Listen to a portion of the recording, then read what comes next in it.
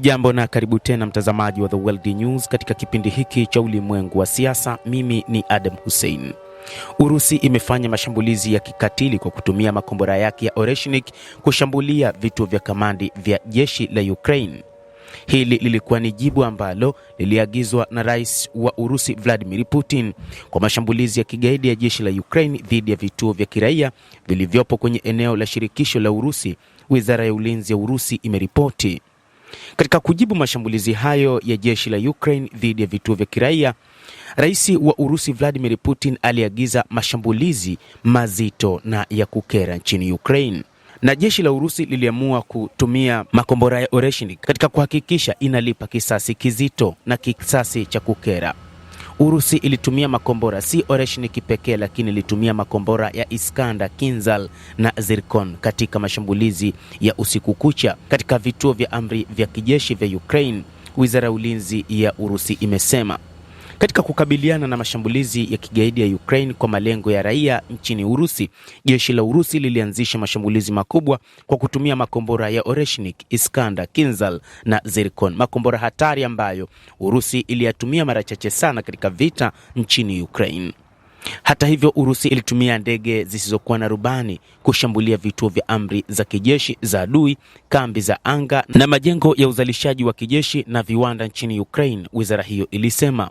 Wizara iliongeza kuwa malengo yote yaliyowekwa yalifikiwa na malengo ya misheni iliyowekwa ya awali yamefanikiwa. Makombora ya Oreshnik yalifanikiwa katika mashambulizi hayo na kwamba Urusi ilishambulia Ukraine kwa kutumia makombora ya aina tofauti tofauti yakiwemo yale ya Oreshnik. Hata hivyo, ni kutokana na kile ambacho Rais wa Urusi Bwana Putin amesema lazima tulipize kisasi.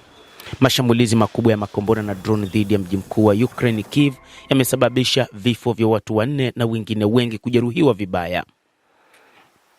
Maafisa wa Ukraine wanasema mashambulizi hayo yamejiri mapema saa chache baada ya Rais Putin kuonya juu ya kulipiza kisasi siku ya Jumamosi kufuatia mashambulizi ya Ukraine katika maeneo yanayodhibitiwa na Urusi mashariki mwa nchi hiyo. Jeshi la anga la Ukraine limesema mashambulizi yalihusisha zaidi ya drone 600 na makombora 90 yakiwemo yale ya Oreshnik, huku ulinzi wa anga ukidai kuzuia sehemu kubwa ya makombora hayo, lakini Urusi imesema kwamba makombora hayo hayakuweza kuzuiliwa. Rais Volodymyr Zelensky amesema Urusi ilitumia pia makombora ya kasi kubwa aina ya Oreshnik ambayo yana uwezo wa kubeba silaha za nyuklia. Zelensky alisema baadhi ya makombora yaliharibu nyumba, shule, soko pamoja na miundombinu ya maji mjini Kiev, wakazi wengi wakilazimika kujificha katika vituo vya chini ya ardhi, huku milipuko mikubwa ikisikika katika maeneo mbalimbali ya jiji hilo la Kiev. Mashambulizi hayo yanafuatia shambulio la drone lililofanywa na Ukraine katika mji wa Starobilinski unaodhibitiwa na Urusi, ambapo idadi iliongezeka na kufikia karibia watu 18 waliouawa.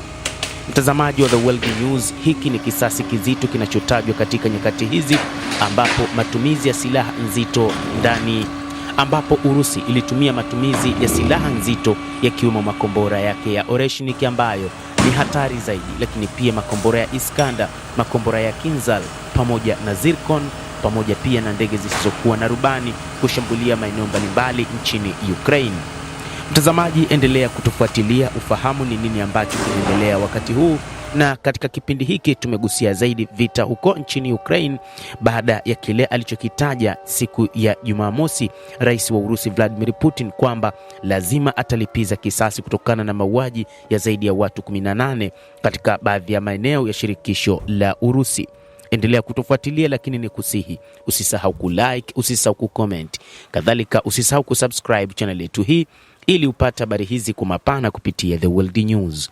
Jina langu ni Adam Hussein, endelea kuwa nasi wakati wote, endelea kutufuatilia uweze kufahamu mengi yanayojiri katika